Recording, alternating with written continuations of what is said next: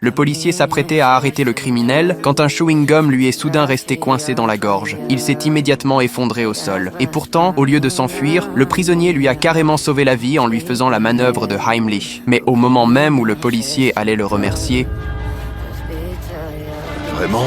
Ne bougez pas. le policier pensait qu'il allait mourir sur place. Mais contre toute attente, Jack s'est seulement contenté de lui passer les menottes et de l'emmener avec lui jusqu'à un stand de hot dog. Vous voulez un hot dog, un corn dog? De la poudre. Quoi? Le vendeur voulait d'abord faire semblant de ne rien savoir, mais Jack lui a directement braqué son arme sur le front. Alors l'homme n'a eu d'autre choix que d'ouvrir docilement son tiroir et d'en sortir un paquet pour le lui remettre. Mon patron va vous tuer, vous savez. Super. Je vais aller le voir. Jack a emmené le policier dans un bar et l'a directement menotté sur le côté. Mais quand Jack est ressorti, le policier était en train d'être menacé au couteau par un petit voyou. Il a aussitôt sorti son arme pour le faire reculer. Il nous reste une destination. Et ensuite, vous pourrez m'arrêter.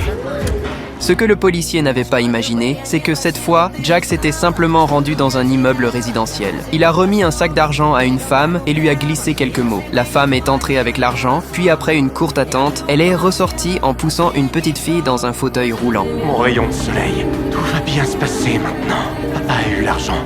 Et je te promets, je t'emmènerai à la remise des diplômes. Tu seras la meilleure des danseuses. En voyant sa fille en train de pleurer, la femme a aussitôt pressé Jack de partir. L'homme n'a eu d'autre choix que de faire vite ses adieux à sa fille. Mais au moment où il allait s'en aller, la petite lui a attrapé la main et lui a donné son bracelet. Je t'aime.